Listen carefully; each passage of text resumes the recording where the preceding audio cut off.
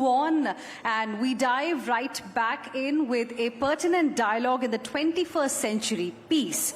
It especially remains elusive in regions torn by historical wounds and present conflicts. As India strengthens its voice in global diplomacy, understanding these complex dynamics, in fact, becomes crucial to our own strategic interest and the collective desire for accord. Well, there are very few people, very few representatives who can speak about these realities. And we have someone with us here whose perspective challenges us to look beyond headlines, and his insights cut through the rhetoric to hard truths of peacekeeping. Please join me in welcoming Ambassador Reuven Azar, who will share his views on what it really takes. When it's talking about Israel, what will it take to achieve lasting peace? And he will be in conversation with our senior executive editor, Input Times Now and Mirror Now, Madhav Das Gopalakrishnan. A big round of applause, ladies and gentlemen. Thank you so much for that, Swati, as well as Hina, and even as we are discussing peace, of course, Mr. Reuven Azar, I'm going to, of course, thank you for joining us here at the Times Now Summit 2025. We have seen a ceasefire recently in the Middle East. We have seen a resumption of fighting. What is really happening over there at this point of time, Mr. Reuven Azar, is a question that many want to know, because whenever there is such fighting, such escalation that takes place, there is always the possibility of it becoming a larger conflict. What are we looking at in your estimation? Well, Madhav, thank you for hosting me. What we are seeing now is indeed a renewal of fire between Israel and Hamas in the Gaza Strip, but this time around the situation is completely different, because Israel actually has decimated Hezbollah in the north. The situation in Lebanon has changed. There is a new government there, and Hezbollah's force is reduced. There has been a change in Syria as a result of that, because Hezbollah wasn't capable of sustaining the Assad regime anymore, and Iran has been hardly hit by our retaliation after it directly attacked us. So the situation is such that following those developments and the decimation of the Hamas military machinery in the Gaza Strip, what we are left with, basically, is with 59 hostages we have to bring back home, and with Hamas having to renounce power in the Gaza Strip. The only reason they are still there is because they have managed to sequestrate the international assistance that is being given and actually sell it to the population. So they are losing legitimacy on the ground. There are demonstrations as we speak in the Gaza Strip against them. We could end this today.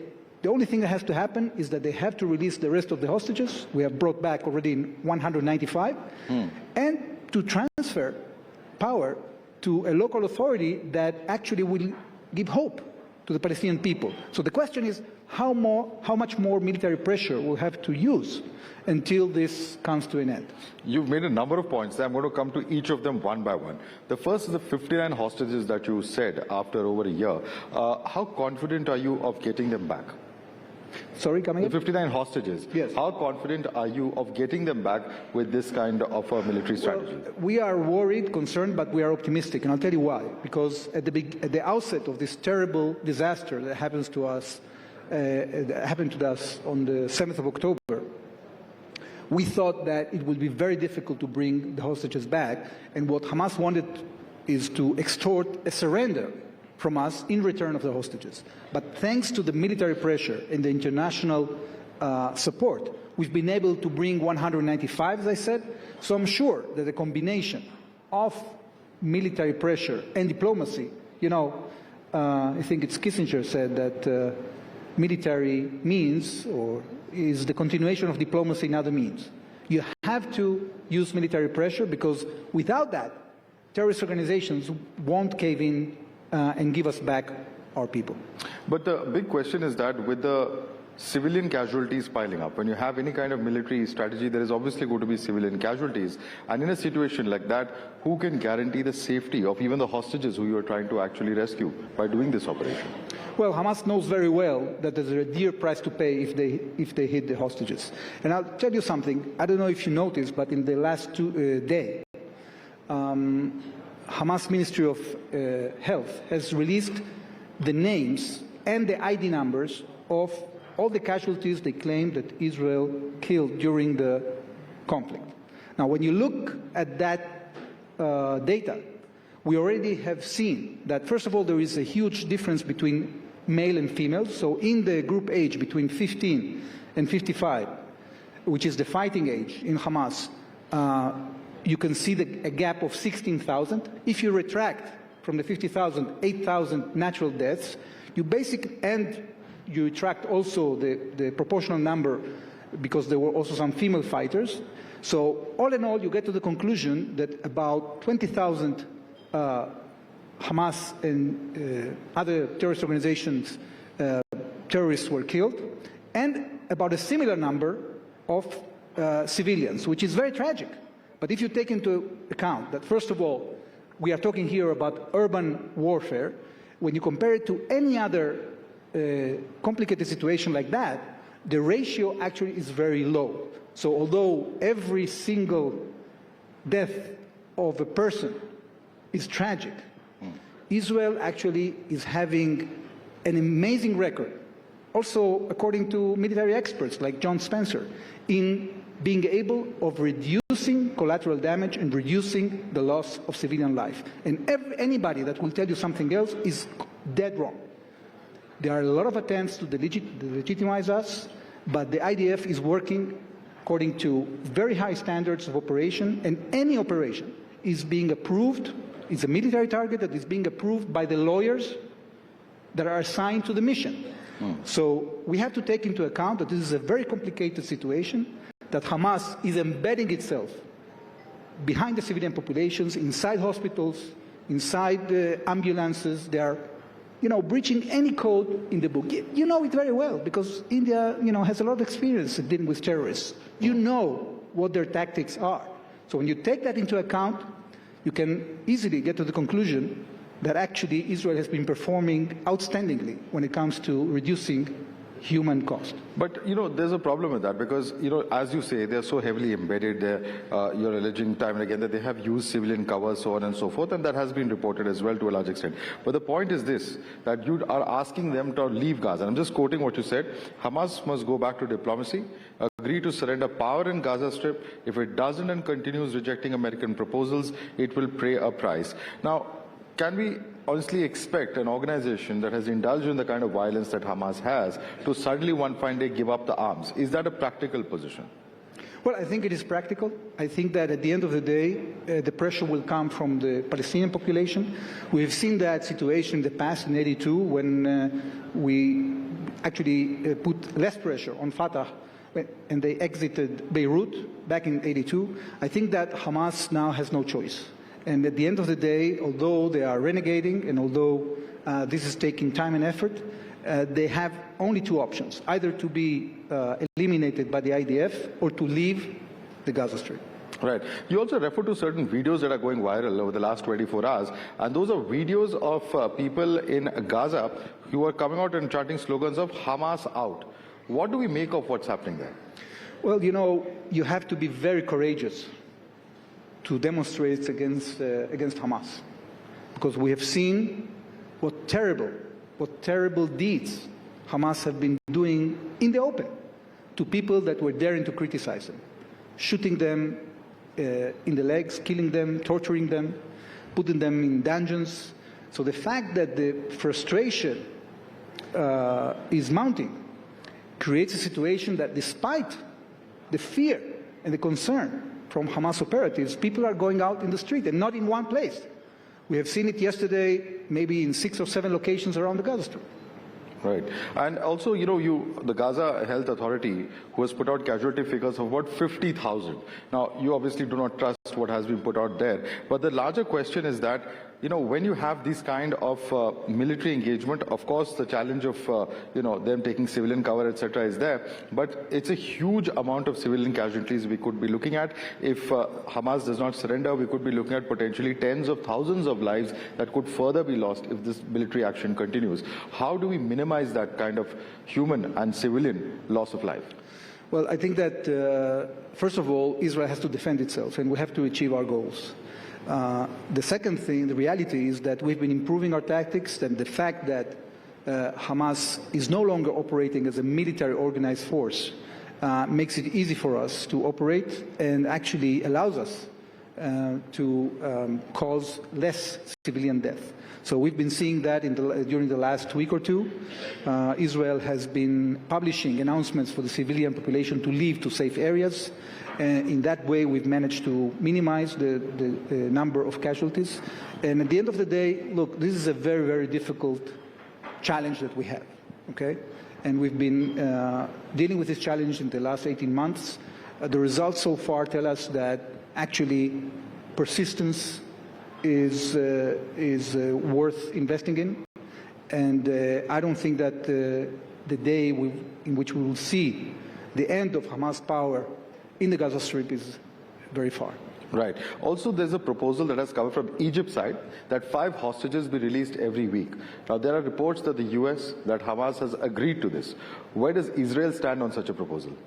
Look, we appreciate the intentions of the Egyptian government. I think Egypt is a good partner of Israel. We have a peace agreement that is holding for half a century now, and we appreciate their position. But you have to understand, Egypt is part of the Arab world, of the Arab League. Usually, resolutions that are adopted by the Arab League, speak to the lowest common denominator between Arab countries. This is usually something that is very difficult for Israel to accept. So at the end of the day, we'll have to bridge that gap. There are efforts, as the fight continues, to get into a deal. What we want to achieve, as I said, is a situation in which all the hostages come back and that Gaza has a brighter future with decent people ruling it instead of a terrorist organization that has sequestrated the life of 2 million people just to destroy the state of Israel. Right. What's the possibility, Ambassador Azar, of another ground invasion? Is that something that's a very likely possibility according to you? Yes. How soon? Well, it's imminent. We have started the ground operation. The IDF has been entering into positions inside the Gaza Strip, beyond the perimeter, and just a few hours ago our cabinet convened in order to approve the next moves by the IDF. All right. So, and is there any kind of clarity in terms of American support for this ground invasion? We've seen, of course, certain voices coming in from America. Is there a difference in approach in how President Biden and President Trump are approaching this issue?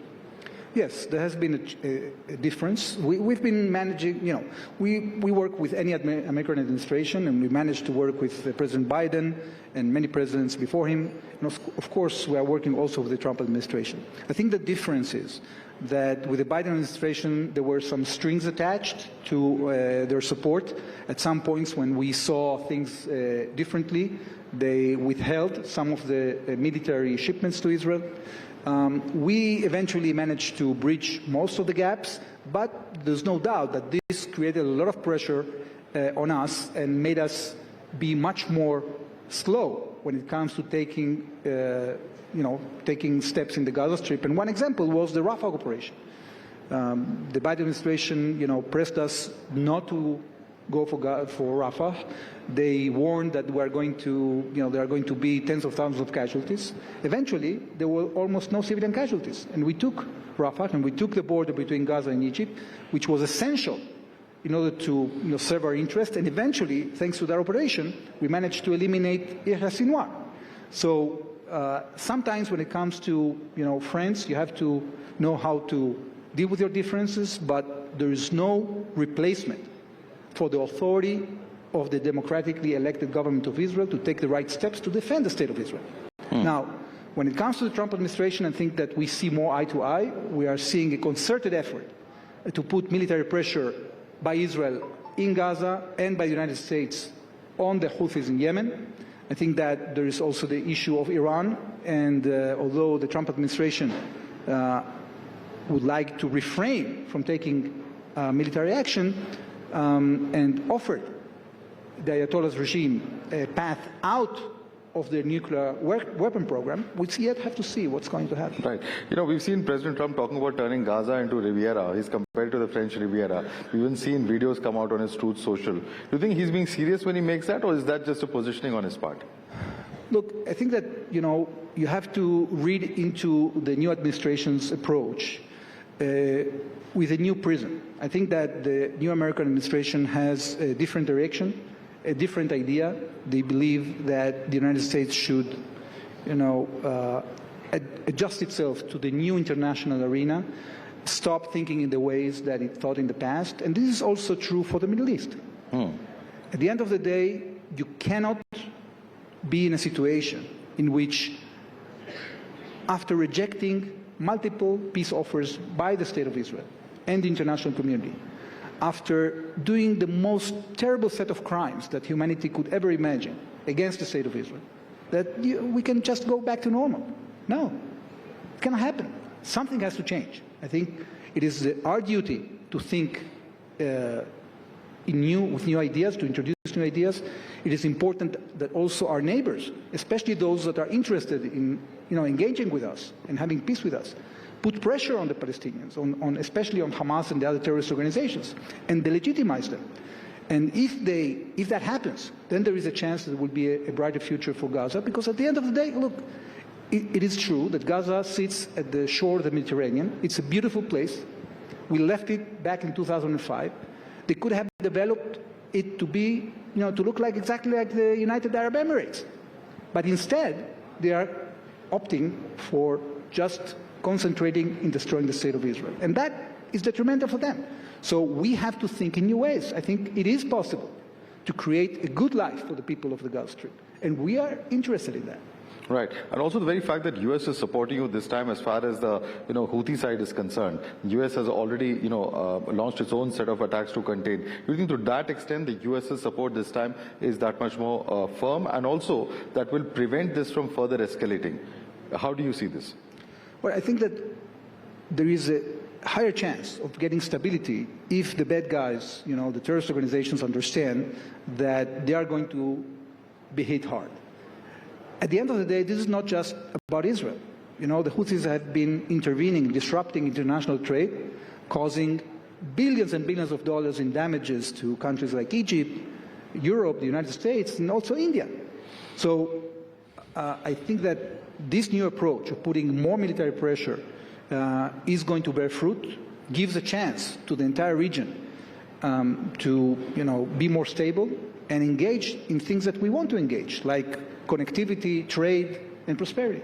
Right. We're also speaking at a time, Ambassador, when we are seeing massive protests taking place in Israel against Prime Minister Netanyahu. What is this owing to? Is it the impatience about the inability to get the hostages back? Is this merely political? Are there administrative reasons because we believe that he has been at loggerheads with his officials? How do you see this? Well, our politics are at least as vibrant as yours, and that means that people are protesting. People might protest because they think that the military tactic of Israel is wrong. They might protest because they are concerned of their own families, and that's legitimate. There are demonstrations that have to do with, our internal political rules of the game. When it comes to the issue of the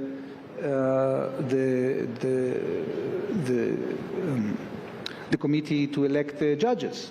The debate in Israel is always very vibrant, and that's legitimate. But at the end of the day, what we've seen in the last week is that the government has approved the budget for the next year. The coalition is pretty stable. I think that demonstrations are going to continue, but this is what you usually see in Israel. Right. And, interesting that you mentioned politics and compared to the countries, because I was just about to ask you, there are several opposition parties in India who are very critical of Israel, who are very critical particularly of the bombings, etc. in Gaza and the violence over there. When you see reactions coming in from mainstream political parties and, of course, regional parties as well, how do you respond to those?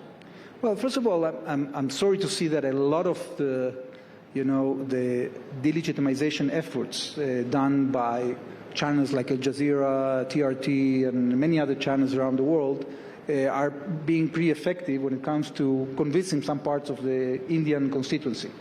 But I think that when you really look at the picture, and I see it as an ambassador here in this great country, the nature of the relations between Israel and India is really unique. And we have done so many things together. What we have between us, first and foremost, is trust. We are cooperating in the defense realm, really in a very intimate level, not only between governments, it also has to do with with the defense industry, thanks to the policy, Prime Minister Modi policy of making India, Israel has entered many joint ventures in multi-billion-dollar joint ventures with partners here. We're producing together drones. We're entering into the world of autonomous amphibious vehicles, autonomous helicopters, radars, and everything is being produced here in India. So this is an asset for both countries. I think what we have done in agriculture is remarkable. We already have 33 centers of excellence around India, and we are going to go up to 50. Each center like that, you know, the government invested about $4 million, and with our, you know, consultancy, we are training thousands of farmers. This has a direct impact on crops and food security in this country. I think this is very substantial. So people, even those people that are critical of Israel, and you know, it's not terrible if you sometimes have criticism, but I think that they can appreciate the deepness and the substance and the value of this amazing relationship. And this, you know, I could go on. We are working together increasingly today in research and development. We have startups working together. Our universities are very interested to enter into cooperation with Indian universities. And recently, we have attracted attention of India infrastructure companies to come and work in Israel. You know, India, I always say that India is the biggest construction site in the world today, right? So you have capacity, you have capabilities, we can enjoy those capabilities. So this relationship really has a, you know, there is a tendency sometimes to overuse or misuse the term strategic. You know, everything today is strategic. Like what is the strategy of, that you have on choosing when to do your next field trip or whatever. But no, this is, here, it's really strategic. Right. It's really strategic because it's a relationship that is based on joint values, on people-to-people contact, and on strategic assets that are, I think, at least from our point of view, irreplaceable. And this is only going to grow. Right. India, it's not just bilateral. I think that the role of India in our region is going to increase because India has a lot to offer. We've seen the sets of agreements that India has signed last year with the UAE on the eastern side of IMEC. We are looking forward to a timing in which our part of the world will be more stable, and then we'll be able to finish the western part of IMEC and to connect India to Europe through, let's say, a complementary channel of trade. Looking at it from a private sector perspective, and I talk with a lot of companies in the private sector, there is already pressure on the line. So today you're already having trucks that are coming from India, going through the Arab Gulf, coming to Jordan and entering Israel. So the potential is there. We have to work together. I think India can play an amazing role in bringing more prosperity to our region, not just to Israel, but the entire region. And we are standing ready to engage. You've answered at least the next 3 or 4 of my questions that I was about to ask you. But when you talk about the bilateral relationship between India and Israel, the fact that the two countries have come closer the past few years, how much of this has been a function of the close relationship that Modi and Netanyahu have enjoyed? Well, look, I think that leadership always plays a role. And in this case, when you have such strong leaders with conviction, with a record of achievement, like Prime Minister Modi and Prime Minister Netanyahu, when they come together, there are many things that can be done. And we've seen that. We've seen on how we've been deepening this relationship on defense. We saw it on what we are doing on water. Look, unlike agriculture, in which Israel is maybe 10 or 12 in the world, on water technologies, we are number 1. And the water challenges of this country today are unsurmountable, and they are going to become even more significant because you are utilizing your water resources to develop the country, and there are repercussions for that. So I believe that in the coming 2 decades, by the way, Israel is already desalinating 1 billion cubic meters of water in India today. This is done by a company called IDE that is treating the water of the Reliance the Reliance refineries, doing some water treatment for nuclear reactors, and also doing the desalination in Chennai, probably maybe in the future also in Maharashtra. But beyond desalination, which is at the high end of treatment, I think the challenge in the near future is going to be purification. Because there is no choice if you want to clean your rivers and if you want to have more agriculture and the population is increasing, you need to recycle the water. So in Israel, we are recycling 95% of our water and we are irrigating 70% of our crops with purified water. So all of this is done by technology companies. These companies are already operating in India. We are grappling, with your system here because it's done, the water treatment is done at the state level. And we are engaging with each and every state, especially those that have more water challenges. And we are going to establish 2 centers of excellence on water.